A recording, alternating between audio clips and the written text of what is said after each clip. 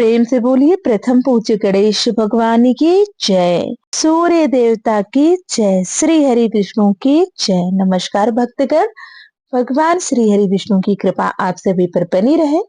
आइए श्रवण करते हैं पौष मास महात्म्य की आगे की कथा का श्रवण करने से पहले एक बार प्रेम से बोलिए ओम गणेशाय नमः। भगवान शंकर ने शिशु का जात कर्म संस्कार कराया। ब्राह्मणों ने शिशु के महिमाशाली होने का बखान करते हुए चिरायु होने का आशीर्वाद दिया। उसके बाद ब्राह्मण भोजन के पश्चात सभी ब्राह्मणों को दक्षिणा दी गई। बंदी जनों और भिक्षुकों को भी उनकी इच्छा अनुसार धन रत्न आदि दिए गए। हिमाचल ने अपने दौहित यानी नाती के जात कर्म संस्कार उत्सव के अवसर पर ब्राह्मणों को 1 लाख विशिष्ट रत्न, 1 सहस्त्र श्रेष्ठ गजराज, 3 लाख दिव्य तुरंग, 10 लाख कपिला गौवें, 5 लाख स्वर्ण मुद्राएं एवं बहुत सारे हीरे मोती जवाहरात, बहुमूल्य रत्न अलंकार एवं वस्त्र आदि प्रदान किए। उस अवसर पर भगवान विष्णु ने भी हर्ष से भरकर प्रमुख दिव्य मुनियों का पूजन किया और कौस्तुभ मणि दान में दे दी। फिर पार्वती के पुत्र के रूप में पर ब्रह्म के प्रकट होने के उपलक्ष्य में उन्होंने वेद संहिताओं और पुराणों का पाठ कराया और अनेक मांगलिक कार्य कराए। ब्रह्मा ने भी उस उत्सव में भाग लेकर ब्राह्मणों को अत्यंत दुर्लभ वस्तुएं दान की तथा नवजात शिशु को आशीर्वाद दिया। देवराज इंद्र ने भी दिव्य भरण दान दिए। फिर अन्य देवताओं ने, गंधर्वों, पर्वतों आदि ने भी दान में अद्भुत वस्तुएं दी। सूर्य और धर्म ने तथा देवियों ने भी विविध पदार्थों के दान किए। इस प्रकार उस उत्सव में ब्राह्मणों को जो जो वस्तुएं दी गई उनके मूल्य का अनुमान किया जाना भी असंभव था। भगवती गायत्री, सावित्री, शारदा, रमा, ब्रह्माणी आदि ने भी दुर्लभ वस्तुओं का दान किया था। स्वयं माता पार्वती जी ने असीमित धन और गौ आदि पशुओं एवं वाहनों का दान कर दिया। इतना ही नहीं, धन के देवता कुबेर ने भी ब्राह्मणों को बहुत सा धन प्रदान किया। इस प्रकार भगवान शंकर के यहाँ पर ब्रह्मा परमात्मा के पुत्र रूप में प्रकट होने पर समस्त देवताओं ने आनंद उत्सव मनाया और बालक के मंगलार्थ जो कुछ दान आदि क्रिया की जा सकती थी वह सब की गई। सभी ने ब्राह्मणों को दान दिए और फिर बालक को चिर आयु होने का आशीर्वाद दिया। ब्रह्मा जी बोले, वंश तुम यथाशीघ्र यशस्वी बनो और समस्त देवताओं में प्रथम पूजा के अधिकारी हो जाओ। विष्णु ने कहा, शिशु तुम चिरंजीवी रहो, ज्ञान में अपने पिता शिव जी के समान और पराक्रम में मेरे समान हो। तुम समस्त सिद्धियों के अधीश्वर भी होगे। धर्म ने कहा, तुम सदैव धर्म में स्थिर रहो, तुम्हारे द्वारा कभी कोई अधर्म कार्य न हो, वरन जो अधर्म करने वाले हों उनके विनाश में सदैव तत्पर रहो। इंद्र ने कहा, बालक तुम देवताओं के सदैव रक्षक रहो, विवाद उपस्थित होने पर देव पक्ष का समर्थन करो और असुरों एवं दुष्कर्मियों को उत्पीड़ित करो। इस प्रकार अपनी बुद्धि के अनुसार लक्ष्मी, सरस्वती, सावित्री, शिव, हिमालय, मेनाक, पृथ्वी और पार्वती ने भी इस नवजात शिशु को आशीर्वाद दिया तथा उनके ऐश्वर्यवान, बुद्धि एवं सिद्धि निधान, विद्वान एवं पुण्यवान होने की मंगल कामना की तथा मनोहर रूप लावण्य संपन्न पत्नी, महान कवित्व शक्ति धारण एवं स्मरण शक्ति की प्राप्ति का वर प्रदान किया। फिर यह कामना व्यक्त की कि वह हरि भक्तों और सज्जनों का शरणदाता, विघ्न नाशक, धर्म के समान स्थिर, शिव के समान परम योगी, समस्त प्राणियों पर दया करने वाला, मृत्यु पर भी विजय प्राप्त करने वाला, सभी कार्यों में परम निपुण, वेद वेदांगों में पारंगत एवं सिद्धि कामियों को सिद्धिदाता बने।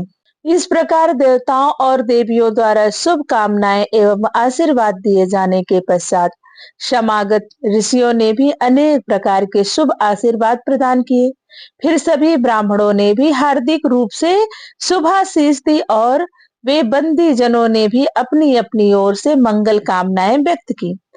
इसके बाद भगवान श्री हरि, कमलासन ब्रह्मा, आशुतोष शंकर एवं अन्य सभी देवगण यथोचित स्थानों पर विराजे। मुनि जनों को भी उनके अनुसार उच्च स्थान दिए गए। इस प्रकार वहां अद्भुत समाज जुड़ा और सभी आनंद पूर्वक सभा की शोभा बढ़ाने लगे। सूत जी बोले, हे शौनक, अब मैं एक अन्य उपाख्यान सुनाता हूँ, जिसमें भगवान महागणेश्वर के दर्शनार्थ शनिचर का आगमन हुआ। शनि ने सोचा, दीर्घकाल से मैं उनके दर्शन से वंचित रहा हूँ, इसलिए स्वयं ही कैलाश शिखर पर चलना चाहिए। और इतना ही नहीं, वहां पर शिव शिवा के दर्शनों का लाभ सहज में ही हो जाएगा, साथ में उनके भी दर्शन कर लूंगा। ऐसा निश्चय कर शनि देव ने कैलाश की ओर प्रस्थान किया। शिव जी की सभा लगी थी। इधर उधर अनेका अनेक देवगण, ऋषिगण, सिद्धगण आदि बैठे हुए थे। उस समय भगवान शिव जी मध्य सिंहासन पर विराजमान थे। साक्षात भगवान श्री हरि और ब्रह्मा जी भी उस समाज में उपस्थित थे। ब्रह्मा जी के सामने समस्त लोकों का साक्षी धर्म मूर्तिमान खड़ा था। उसी समाज में देवराज इंद्र भी एक श्रेष्ठ आसन पर आसीन थे। पार्वती जी के पिता हिमाचल भी पधारे हुए थे और अनेक शिवगण उनके सत्कार आदि में लगे हुए थे। सूर्य और चंद्रमा दोनों ही इधर उधर बैठे हुए थे। उस समय प्रकाश फैला रहे थे। नित्य करने वालों की मंडलियां नित्य में तत्पर थी। गंधर्वगण और किन्नरगण गायन वादन कर रहे थे। श्रुतियां सुनने में सारभूत एवं सुरदायक भगवान श्री हरि के स्तवन में निमग्न थी। इस प्रकार कैलाश शिखर पर आनंद उत्सव मनाया जा रहा था। ऐसे ही समय में भगवान सूर्यदेव के प्रतापी पुत्र ग्रहेश्वर शनिदेव का वहां आगमन हुआ। वह सूर्य पुत्र सदैव अपने कार्य में निरत, सतत, गतिशील एवं महायोगी माने जाते हैं। हे मुने, उस समय कैलाश पर आते हुए ग्रहेश्वर शनि अत्यंत विनम्र, सात्विक मूर्ति एवं नतमस्तक थे। उनके नेत्र प्रभु के ध्यान में मुदे हुए थे। मन में भगवान सर्वेश्वर श्री हरि का नाम जप चल रहा था। लगता था कि कोई तपस्वी महामुनि चले आ रहे हैं, जिनके शरीर का वर्ण काला होते हुए भी मुखमंडल अग्नि के समान तेजस्वी प्रतीत होता था। शरीर पर सुंदर रेशमी पीतांबर धारण किए हुए तथा उनकी चाल सीधी और मंद थी। धीरे धीरे शनिदेव भगवान शंकर के समक्ष पहुंचे और सभी उपस्थित देवताओं, प्रमुख मुनियों, सिद्धों, लोकपालों आदि के साथ उन्हें प्रणाम किया तथा आज्ञा पाकर एक ओर बैठ गए। परंतु वहां के नित्य गान आदि से उनका मन नहीं लगा। सोचा, यहाँ बैठकर मुझे क्या करना है? आनंद उत्सव में भाग लेकर आनंदित होना मेरा कार्य नहीं है। जिस कार्य से आया हूँ वही किसी प्रकार से पूर्ण होना चाहिए। शनिदेव ने उठकर भगवान आशुतोष का स्तवन किया और बोले, प्रभु, मैं भगवान गणेश्वर के दर्शन चाहता हूँ, इसके लिए मुझे आज्ञा दी जाए। शनिदेव की इच्छा देखकर प्रमुख मुनियों और विष्णु आदि देवताओं ने भी भगवान शंकर से अनुरोध किया कि शनिदेव को गणेश जी के दर्शन की सुविधा अवश्य प्रदान की जाए। पार्वती नाथ मुस्कुराए, बोले, गणेश्वर के दर्शन करने हैं तो गिरिराज नंदिनी के पास जाओ वंश, वह वहीं उन्हीं के पास खेल रहा होगा। शनि ने पूछा, माता पार्वती जी इस समय कहाँ होंगी चंद्रशेखर? मुझे वहां भेजने की व्यवस्था कीजिए। भगवान शंकर ने नंदी को संकेत किया तो नंदी ने शनि देव को अपने पास बुलाकर धीरे से कहा, शनिश्चर, समाज की शांति भंग मत करो, चुपचाप मंद गति से पार्वती जी की भवन पर जा पहुंचो। वहां द्वार पर कोई होगा, वह तुम्हें भीतर पहुंचा देगा, परंतु देखो वक्र गति से न जाना। शनिचर मन ही मन हंसे। सोचा, यहाँ परम धाम में भी मेरा वक्र गति का ऐसा भय समाया हुआ है। फिर पास में खड़े हुए नंदी से बोले, नहीं प्रभु, यहाँ ऐसी कोई धृष्टता कैसे कर सकता हूँ? कृपया मुझे यह स्थान तो बताइए जहाँ जगत जननी का भवन विद्यमान है। नंदीश्वर हंसे, फिर बोले, शनिदेव, तुम्हारी दृष्टि से कोई ऐसा स्थान है जो बच सका है? फिर तुम ऐसी बातें क्यों करते हो? मुझे समझ नहीं आ रहा है कि तुम ऐसा क्यों बोल रहे हो। तुम तो आते के साथ ही घूम फिरकर सभी स्थानों का निरीक्षण परीक्षण कर लेते हो। तब जगत जननी पार्वती जी का भवन तुम्हारी दृष्टि की पहुंच से कैसे बच रहा है? शनिदेव ने भी हंसकर उत्तर दिया, यहाँ सभी की दृष्टि कुंठित हो जाती है नंदीश्वर। मायामय एवं मायातीत भगवान शंकर की उस महामाया का पार कौन पा सकता है? अब आप कृपा करके मुझे वह स्थान बता दें तो मैं वहां पहुंचूंगा। नंदीश्वर ने कहा, अरे वह सामने ही तो है माता गिरजा का भवन, दिखाई तो दे रहा है। देखो वहां वे विशालाक्ष भगवान द्वारपाल बने हुए द्वार पर खड़े हैं। शनिचर ने वहां से उठने का उपक्रम किया और भगवान की ओर चले। वास्तव में वहां एक अत्यंत सुंदर एवं भव्य भवन अवस्थित था, यानी वहां पे बना हुआ था। उसके चारों ओर असंख्य प्रथम गढ़ विद्यमान थे।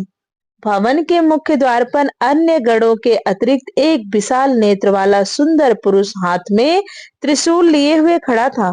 शनिदेव धीरे धीरे उधर ही चल पड़े, किंतु भवन आदि को ना देख सके। शनिदेव को आते देखकर विशालाक्ष तनकर खड़े हो गए। शनि ने देखा कि शिवजी के ही समान रूप शील बल वाला विशालाक्ष त्रिशूल ताने हुए खड़ा है, तो दूर से ही बोले, हे शिवजी के सेवक विशालाक्ष, मैं देवताओं में प्रमुख भगवान विष्णु तथा मुनि गणों के अनुरोध से प्राप्त शिव आज्ञा के अनुसार ही शिशु के दर्शनार्थ यहाँ उपस्थित हुआ हूँ।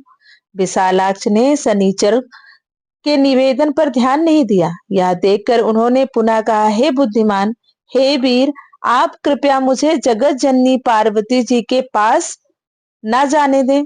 मैं केवल बालक के दर्शन करके ही वापस लौट जाऊंगा।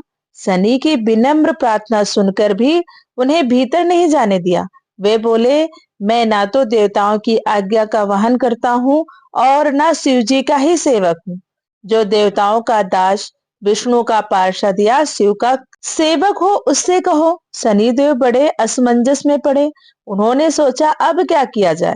कोई सामान्य पुरुष होता तो मैं उसे दृष्टि मात्र से तुरंत पीड़ित कर एक और कर देता, परंतु यह तो अद्वितीय पुरुष जान पड़ता है, जो शिवजी और बैकुंठनाथ विष्णु को भी कुछ नहीं समझता। इसलिए इसके प्रति अधिक विनम्रता का व्यवहार करना होगा।